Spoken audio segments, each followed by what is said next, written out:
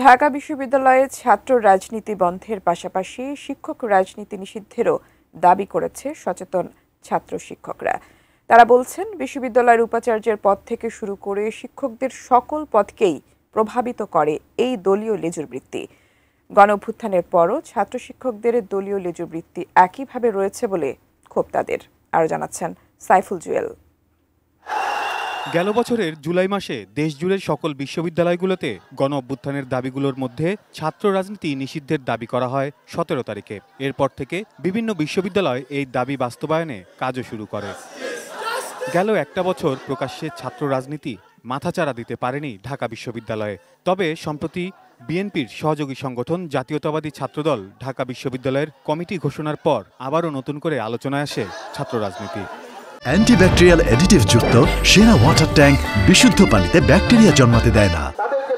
তবে এবার ছাত্র রাজনীতির পাশাপাশি সাদা, নীল, গোলাপি ও বিভিন্ন রঙের প্যানেলের আড়ালে দলীয় লেজুর ভিত্তিক শিক্ষক রাজনীতি বন্ধেরও দাবি করা হয়েছে। শিক্ষার্থীরা অভিযোগ করেন, শিক্ষকরা উপাচার্য, উপ উপাচার্য, ডিন সহ বিভিন্ন পদে যাওয়ার জন্য লেজুর ভিত্তিক ছাত্র রাজনীতিকে পৃষ্ঠপোষকতা করেন।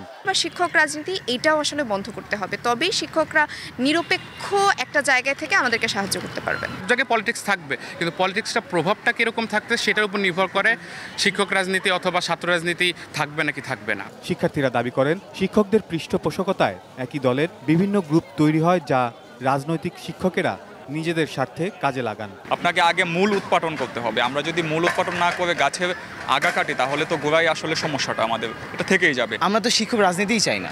শিক্ষকদের মধ্যে কোনো রাজনৈতিক মতাদর্শ কেন থাকবে? তাহলে তো যদি কোনো একটা শিক্ষকের মধ্যে কোনো রাজনৈতিক মতাদর্শ থাকে, সে অলরেডি বায়াস।